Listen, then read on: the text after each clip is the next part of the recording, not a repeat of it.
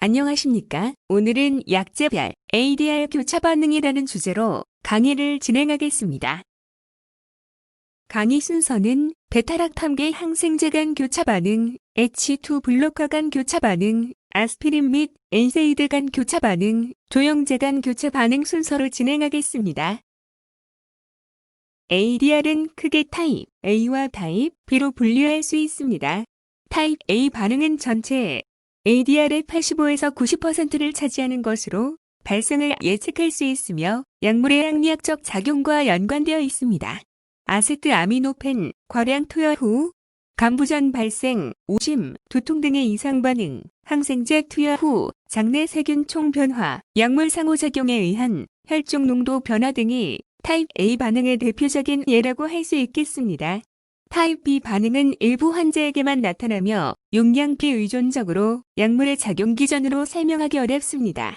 이를 들어 하이퍼센서티비티 리액션, 약물과 민 반응이라고 하며 불내성, 이디어싱크러시, 알러지 반응, 슈거 알러지 반응 등을 포함합니다.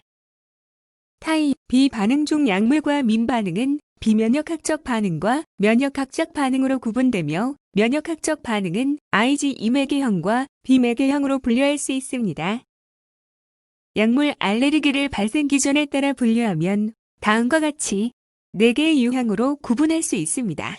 타입 1 반응은 IgE를 매개로 하는 즉시형 반응이며 페니실린 투여 후 발생하는 두드러기, 혈관 부종, 아나필락시스를 예로 들 수 있습니다. 타입 2 반응은 항체를 매개로 하는 반응이며 특정 약물, 투여 후 발생하는 혈소판 감소성 자반증에 의한 점상 출혈 등이 있습니다. 타입 3 반응은 면역 복합체 매개 반응으로서 이뮤노글로불린 투여 시 발생하는 세럼 시크니스 등이 있습니다. 타입 4 반응은 지연형 반응으로 세포 매개 반응이라고 하며 주원인 약물로 항정간제, 알로퓨리놀, 설파메톡사졸 등을 투여 후 고정약진, SJS, 두레스 신드롬 등이 발생할 수 있습니다. 하나의 직례를 보여드리겠습니다. 73세 남한으로 감기약으로 처방받은 세팔렉신, 복용 10분 후 오른쪽 가슴 통증, 상복부 통증, 호흡곤란, 혈압 저하, 홍반성 발진 및 가려움증이 발생한 사례였습니다.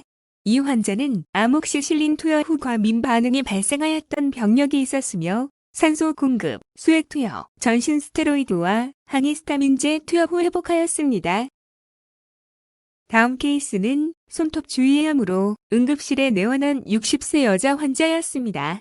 평소 아목시실린 1세대 세팔로스포린의 과민 반응 병력을 가진 분으로 세파제동 피부 반응 검사 후 주사하였을 시 과거에 경험하였던 유사한 이상 반응이 발생하였고 세팔렉신 복용 후 발진이 발생하였습니다. 또한 다른 회사 제품의 세파제돈을 피부 반응 검사, 음성 확인 후에 주사하였을 시 발진, 설사, 가슴이 답답한 증상이 발생하였습니다. 이 환자의 경우 페니실린계 항생제와 1세대 세팔로스포린 항생제 사이의 교차 반응으로 확인할 수 있었던 사례였습니다. 그렇다면 무엇이 계열 간 교차과 민 반응을 발생하게 하는 것일까요? 베타락탐 항생제는 구조적으로 베타락탐 링을 공유하는 항생제 계열을 말합니다. 여기에는 페니실린, 세팔로스포린을 비롯하여 가바페넴, 모노박탐뿐만 아니라 베타락탐계 항생제의 효과를 높여주는 베타락탐아제 이니비터가 포함됩니다. 베타락탐계 항생제는 IgE맥의 즉시형 과민 반응과 T셀맥의 지연형 과민 반응의 가장 흔한 원인 약물로서 그림과 같은 구조적 특성을 가지고 있습니다. 베타락탐 항생제 알레르기는 페니실린에 의한 발생이 가장 흔하며 경구보다는 정맥 내 투여 시 더 많이 발생합니다. 그림에서 볼 수 있듯이 구조적으로 유사성이 있어 벤질페니실린, 페니실린 G는 암피실린, 아목시실린과 같은 아미노페니실린 계열과 교차 반응하며 아미노페니실린 내에서도 교차 반응 가능성이 있습니다. 다음은 세팔로스포린입니다. 세팔로스포린과 페니실린 간의 교차 반응은 약 10% 정도로 알려져 있으며 페니실린 알레르기 병력이 있는 경우 증가합니다. 구조적으로 페니실린과 가장 유사한 1세대 세팔로스포린에서 교차 반응 가능성이 가장 높으며 알기가사술에 대한 반응으로 알려져 있습니다. 세팔로스포린 내에서도 교차 반응이 가능하며 다른 사이드 체인을 같은 세팔로스포린을 조심스럽게 투여해 볼 수 있습니다. 앞의 내용을 바탕으로 베타락탐 알러지 병력이 있는 환자에서의 약물 투여 방법에 대해서 알아보겠습니다. 먼저 페니실린 알러지 병력이 있는 환자에서 세팔로스포린을 사용하는 경우입니다. 첫 번째로 세팔로스포린의 피부 반응 시험 결과가 음성인 경우 그레이디드 챌린지를 통해 투여하는 방법이 있습니다. 피부 반응 시험이 양성일 경우 대체약을 투여하거나 탈감작요법을 실시하여 투여합니다. 또한 최근에 증상이 발생되지 않았고 경증의 반응이었던 경우 조심스럽게 세팔로스포린을 투여해 볼 수 있으며 페니실린 피부 반응 시험을 실시하고 음성일 경우 세팔로스포린을 투여하며 양성일 경우 대체약을 투여 또는 그레이디드 챌린지를 통해 투여하거나 탈감작요법을 시행할 수 있습니다. 세팔로스포린을 선택할 경우 페니실린과의 구조적 유사성을 고려하여 약제를 선택하여야 하겠습니다. 다음은 세팔로스포린 알러지 병력이 있는 환자에서 페니실린을 사용하는 경우입니다. 이 경우에는 그레이디드 챌린지를 통해 페니실린을 투여하거나 페니실린 피부 반응 시험 결과가 양성인 경우에는 대체약을 투여하거나 탈감작 요법을 시행하여 투여합니다. 페니실린 알러지 병력이 있는 환자에서 세팔로스포린을 투여할 경우에는 그레이디드 챌린지를 통해 세팔로스포린을 투여하되 반응이 있었던 세팔로스포린과 동일한 곁가지를 공유하지 않는 약제를 선택하여야 합니다. 또는 사용하고자 하는 세팔로스포린의 피부 반응 시험 결과에 따라 음성일 경우 그레이디드 챌린지를 통해 양성일 경우에는 대체약을 투여하며 탈감작 요법을 시행해 볼 수도 있습니다. 베타락탐계 항생제 중 카바페넴은 페니실린과 교차 반응 가능성은 낮으나 페니실린 알러지 환자에서 카바페넴 스킨 테스트 결과가 음성인 경우 약제의 탈러러빌리티를 보장할 수 있으므로 투여 전 스킨 테스트가 권장됩니다. 모노박참은 일반적으로 교차 반응은 드문 것으로 알려져 있습니다. 다음은 H2 블로커 이상 반응에 대한 케이스입니다. 42세의 여성 환자가 라니티딘 복용. 30분 뒤 호흡곤란, 재채기, 혈관 부종이 발생하였고 일주 뒤에 동일한 약제를 다시 복용 직후 같은 증상이 재발견되었습니다. 과거력으로는 페니실린과 설포나마이드 투여 후 발진을 경험하였던 환자였습니다. 이 환자에게 파모티딘 경구 유발 검사를 시행하였는데 10mg 투여 후 30분 뒤 손바닥이 비특이적 열감, 가려움이 발생하였고 용량을 증량하여 추가 투여하였더니 10분 뒤 재채기와 콧물이 심해져 경구 유발 검사 양성으로 판정되었습니다. H2 블로커 계열로는 시메티딘, 라니티딘, 니자티딘, 파모티딘 등이 있으며 아래 연구 결과에서 시메티딘과 라니티딘, PPI와 라니티딘 간 교차 반응은 드물다고 하였습니다.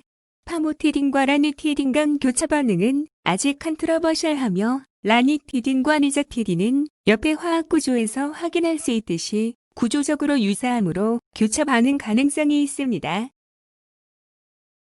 다음은 아스피린, 엔세이드 간 교차 반응 사례입니다.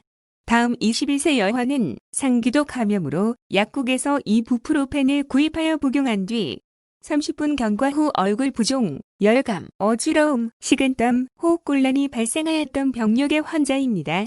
아스피린 경구 유발 검사 60분 후 목에 간지러움을 호소하고 FEV1이 기저치보다 14% 감소되었으며 세레브렉스 경구 유발 검사 후 기침, 호흡곤란, 어지러움, 혈관 부종 및 발진을 경험하였습니다. 아스피린 및 엔세이드에 의한 약물과 민반응은 전체 과민 반응 중 가장 흔하게 보고되고 있습니다. 증상으로는 두드러기, 혈관 부종, 호흡기 증상, 아나필락시스, 지연형 피부 발진 등 다양한 양상으로 발생하며 그 중에서도 두드러기, 혈관 부종, 즉 AIAU와 AICU 또는 천식과 같은 호흡기 증상인 AERD가 가장 흔하게 나타납니다. 이 환자들은 아스피린과 민증, 천식, 피부 비동염, 비용종 등을 기저질환으로 가지고 있는 특징을 보입니다. 아스피린 및 엔세이드 간 교차 반응은 그들의 약리학적 기전으로 설명됩니다. NSAID의 콕스1 저해에 따라 오에로 패스웨이가 활성화되어 시스테인일 유코트리엔이 분비되어 이것이 기관지 수축, 점액 분비 증가 등으로 이어지게 됩니다. 따라서 콕스1 저해는 아스피린 및 NSAID 교차 반응의 중요한 원인이며 약한 콕스1 억제제, 선택제 콕스2 억제제인 경우 과민 반응이 적게 발생됩니다. 따라서 약한 콕스1 저해 기전이 있는 타이레놀이나 선택제 콕스2 저해제인 셀레콕시브가 대체 약물로 많이 이용됩니다. 그러나 한 국내 연구에 따르면 이 약물 또한 교차 반응 가능성이 있기 때문에 경구 유발 검사로 안전한 약물을 확인한 후 투여하여야 합니다. 그 외에도 IgE 또는 T세포에 의해 매개되는 면역학적 기전에 의해 과민 반응이 발생되기도 합니다. 국내에는 매우 드물지만 특정 NSAID에 대해서만 과민 반응이 발생하고 면역학적 기전을 경유하므로 화학적으로 구조가 유사한 약물에 대하여 공통적인 반응을 보일 수 있습니다. 마지막으로 요오드와 조영제에 의한 교차 과민 반응 발생 사례입니다.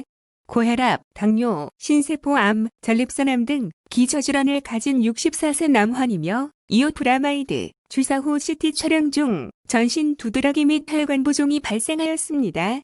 다음 CT 촬영 시에는 전처치약제 투여 후 이온 핵솔로 변경하여 두여 CT기 반응 없었습니다. 그러나 다음 CT 시 이온 핵솔을 다시 투여한 뒤 안면 부종, 의식 저하, 혈압 저하가 발생하였고 응급처치 후 회복된 사례였습니다.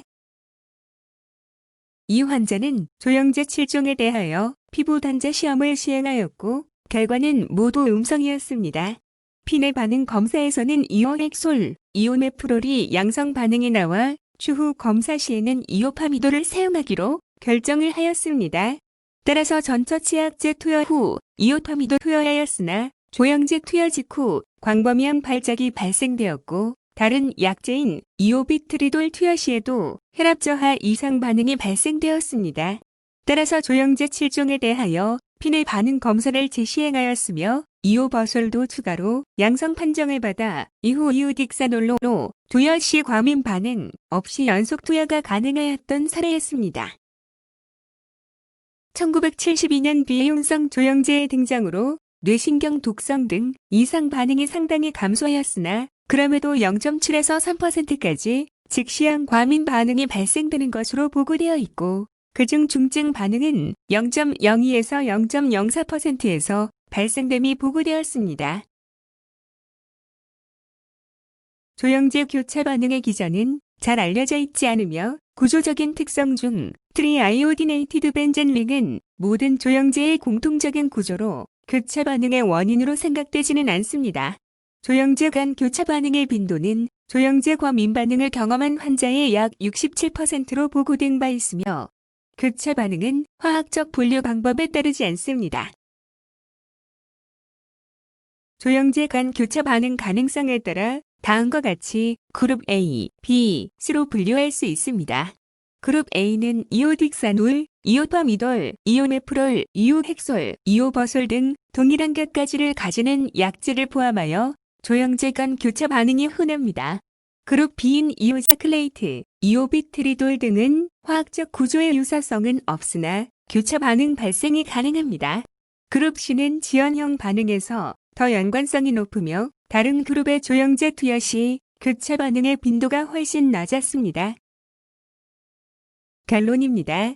과민 반응을 일으키는 약제들은 서로 간 교차 반응을 일으킬 수 있으며 화학적 구조의 유사성, 양리학적 기전 등이 원인이므로 화학 구조가 다른 약제, 다른 계열의 약제를 선택하여 투여하여야 하겠습니다. 베타락탐계 항생제는 스킨 테스트로 안전한 약을 판별한 후 그레이디드 챌린지 등을 통해 투여하고 H2 블로커는 PPI로 교체하며 아스피린 및 NSAID는 콕스2 저해제를 대체약제로 투여할 수 있습니다. 또한 조영제는 스킨 테스트를 통해 선별하여 투여할 수 있겠습니다.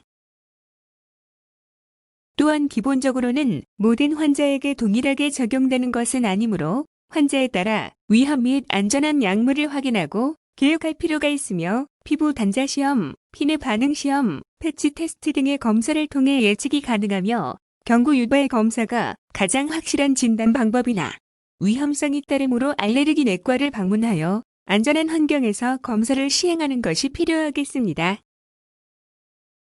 경청해 주셔서 감사합니다.